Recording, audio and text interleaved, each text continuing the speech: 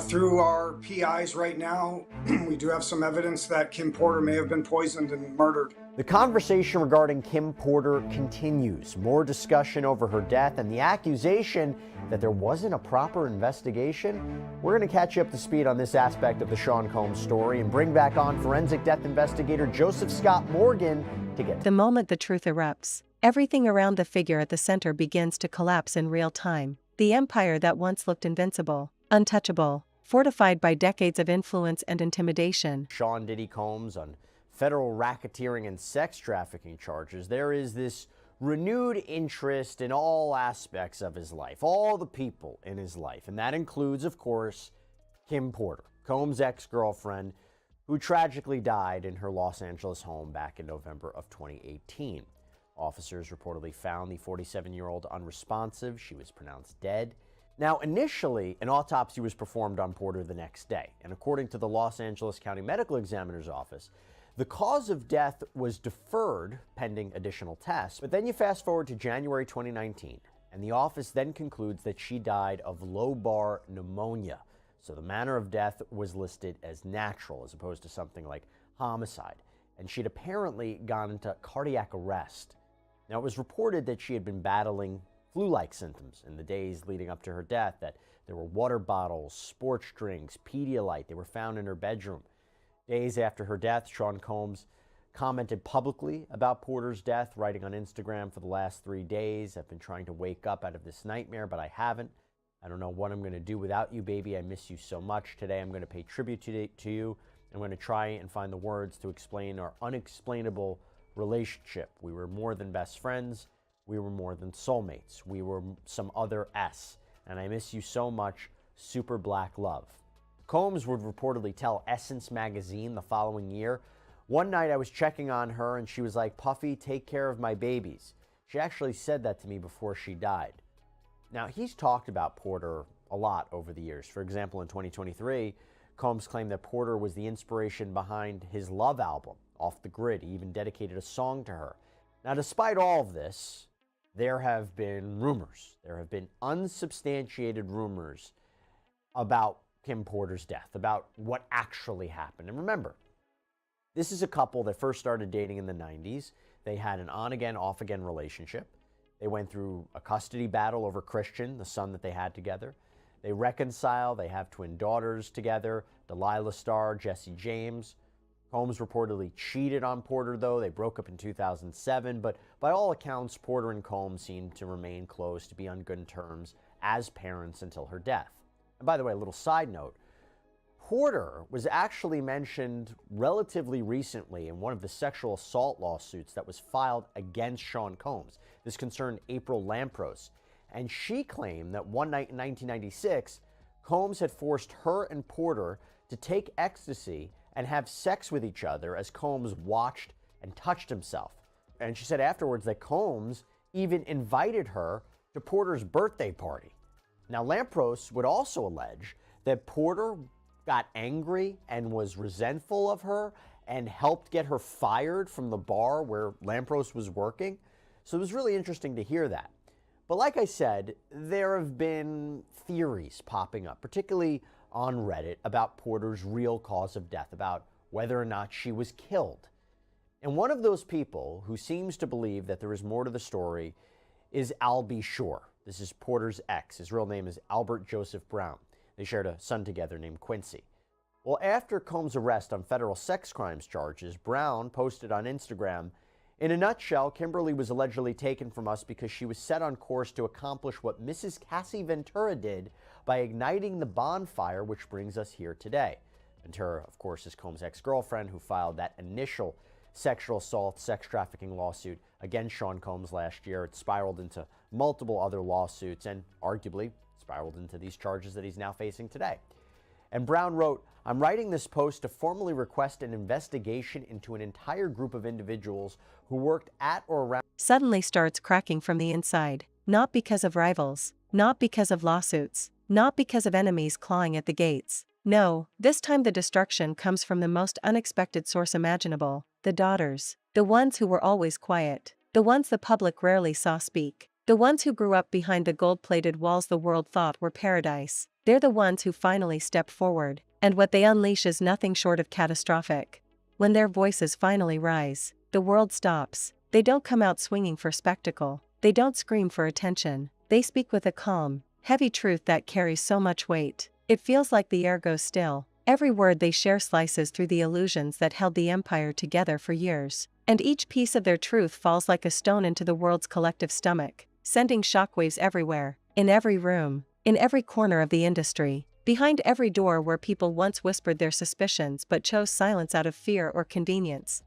The daughters start from the beginning, not to dramatize, but because the reality is already dramatic enough. They describe growing up in a world that looked perfect from the outside but felt Found the residence of Miss Kimberly Porter, and he called her death a tragic murder. Now, interestingly, there are reports that Albie Shore has even taken more security measures after asking for an investigation. In fact, he was presented an award at the American Liver Foundation's National Legacy Gala in New York. And in his speech, he says, "We even have Homeland Security in the building. Detective Jackson, good to see you." Not entirely sure what he's talking about, what he's referencing, but considering it was Homeland Security that raided Sean Combs' properties in LA and Miami and collected all that evidence that federal prosecutors are now using in their criminal case against him, interesting comment to make. Now, Gene Deal, this is Combs' former bodyguard, spoke on the Art of Deal podcast about this, and he said, "You got to realize, man, Kim's death wasn't even investigated." He went on to say, "How is it that there was no electronic products or gadgets around Kim? Be her laptop missing, her cell phone's missing, everything is missing, that she could get in touch with her little girls if they're not at home, or her friends or family. All that's missing. How is it that? All that's missing. How is it that?" The detectives didn't even examine Porter's body where she passed away. And Deal emphasized, if that is true, that case needs to be reopened. And also in regards to the idea that she got a massage right before her death, he also said, who gives somebody a massage when they get pneumonia? Deal also apparently took issue with the alleged timing of buying her gold casket. He said, how you order a gold casket 2 months before somebody dies? And he even addressed Albie Shore beefing up his security. Al ain't no fool. He's smart by getting extra security.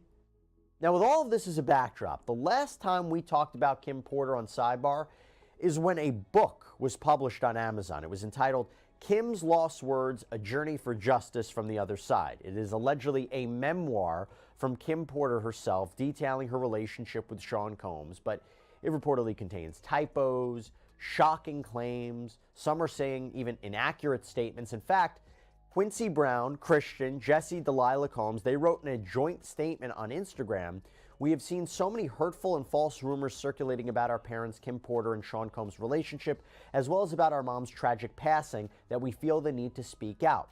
Claims that our mom wrote a book are simply untrue. She did not. And anyone claiming to have a manuscript is misrepresenting themselves."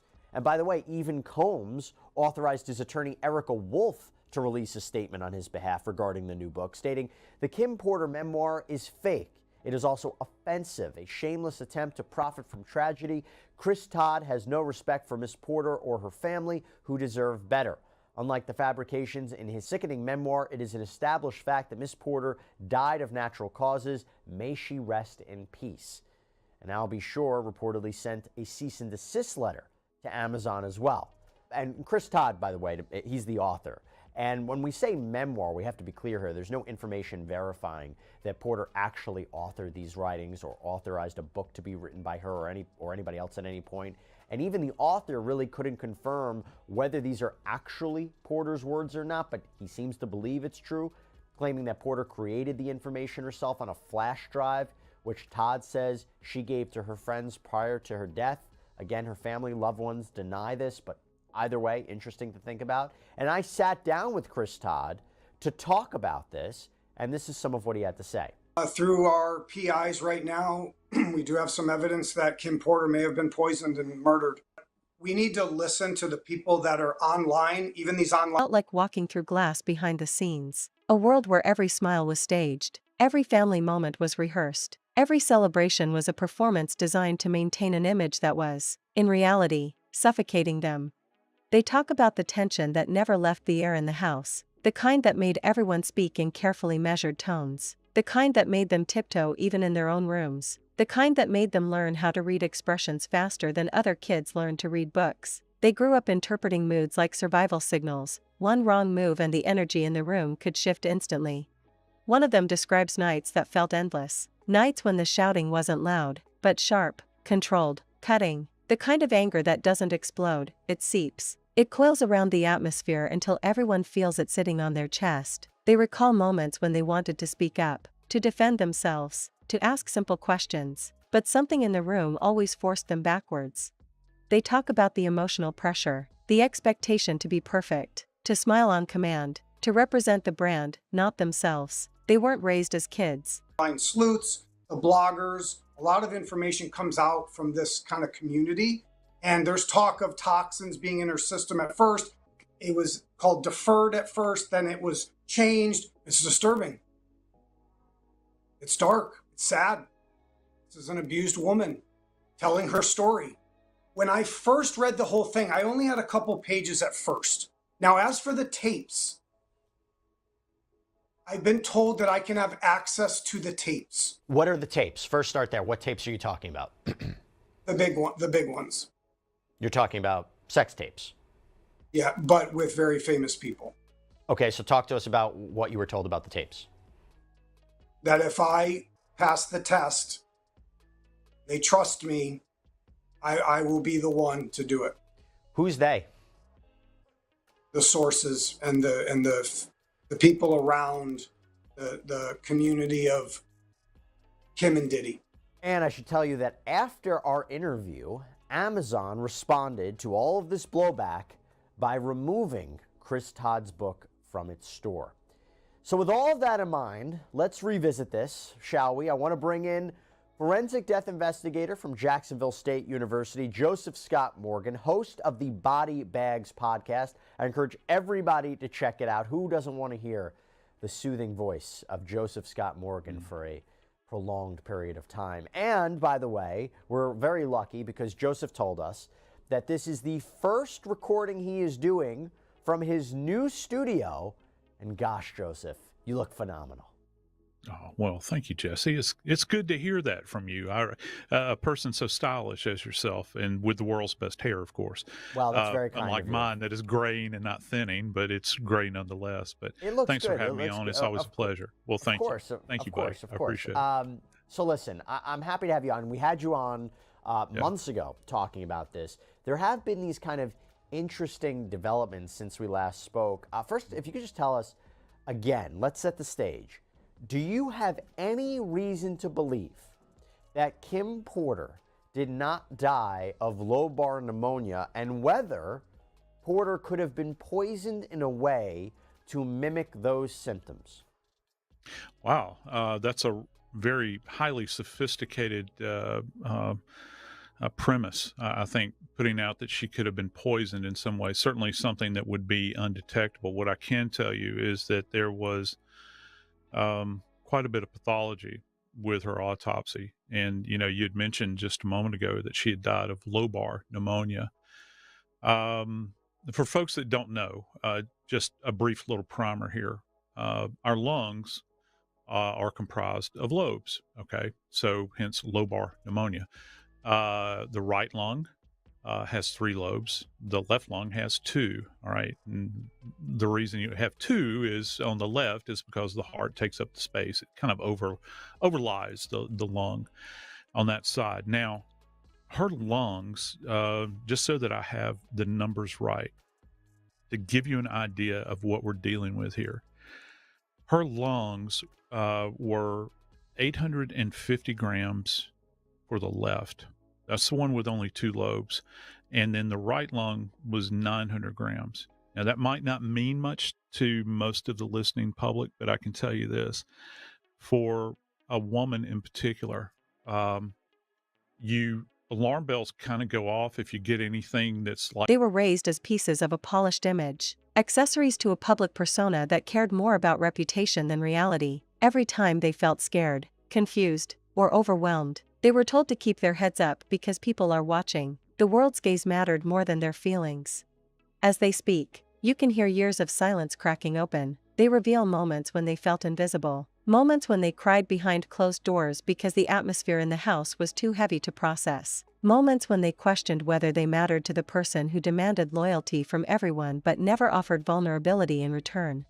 The industry reacts immediately, and the panic spreads like wildfire. People who once acted like loyal supporters suddenly retreat. Phones ring nonstop behind the scenes. Strategies fall apart. Lawyers start reviewing every potential implication of the daughter's words. Crisis teams scramble because this is the one thing no amount of spin can fix. When the truth comes from the inside, from the children, there is no defense strong enough to stop the fallout. Like up in the upper 400 range, we're talking about the weight of these lungs is desperately heavy. Not only that, but when the lungs were dissected at autopsy, they had this kind of purulent fluid that came out, and it's just kind of a polite way of saying pus.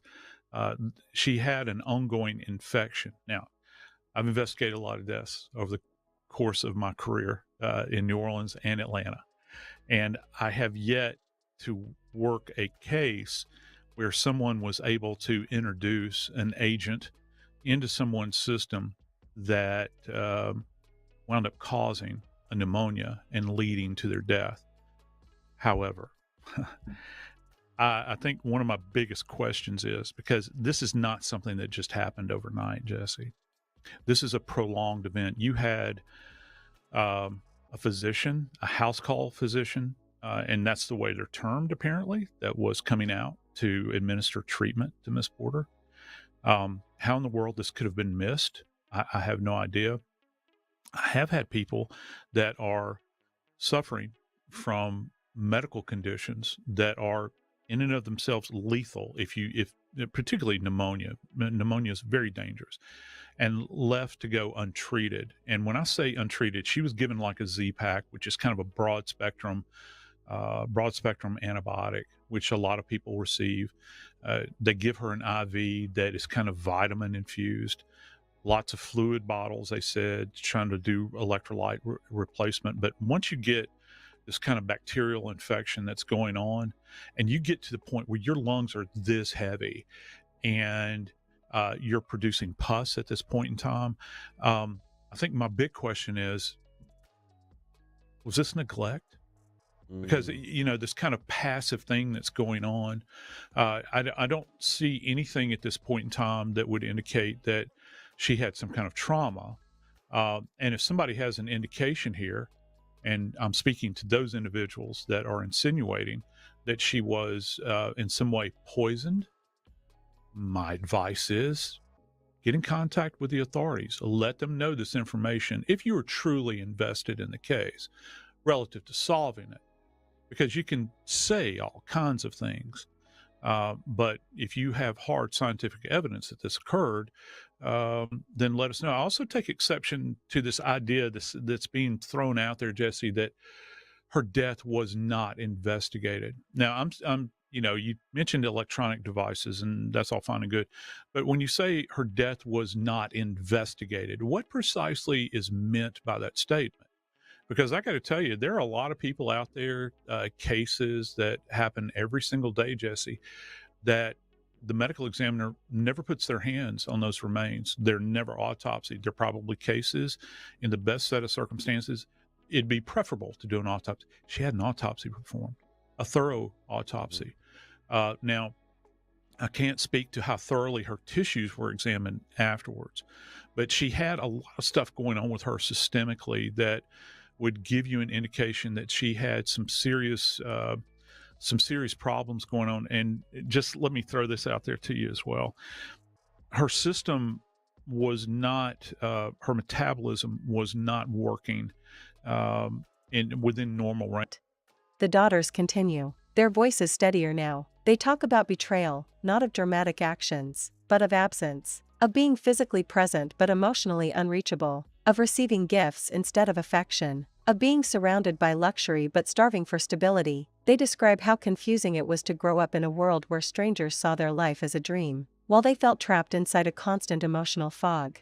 One moment they share shakes the entire room. They talk about a day when they tried to have a normal conversation, a moment of vulnerability, hoping for understanding. Instead, they were met with indifference. The kind of coldness that doesn't just hurt, it scars. They described learning that emotions weren't allowed in the house unless they fit the script. Anything else was seen as weakness. Anything else was punished with silence, distance, or pressure.